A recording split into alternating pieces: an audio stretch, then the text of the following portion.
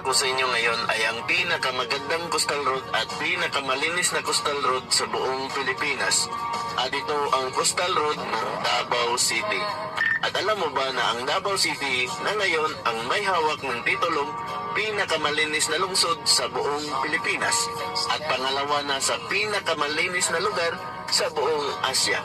Sa latest na survey kasi na ginawa ngayong 2025 ay sumunod at pumapangalawa na ito sa Singapore na pinakamalinis na lugar sa buong Asya.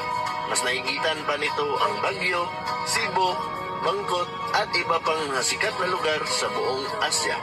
At isa rin ang Davao City ngayon sa pinakasafe na lugar sa buong mundo. Isa ito sa may pinakamababang krimen na pangyayari. Ika nga sa mga tao na naninirahan dito sa Davao City na kahit maglakad ka pa ng hating gabi ay di mo na kailangan mangamba pa dahil sa sobrang safe ng lugar na ito. Pero mas mabuti pa rin mag-ingat kahit saang lugar. At dahil na rin sa mayroon na itong napakataas na coastal road ay maluwag at wala na rin masyadong traffic dito sa Davao City. Ikaw, gusto mo rin bang manirahan or makapunta man lang dito sa lungsod ng Davao City?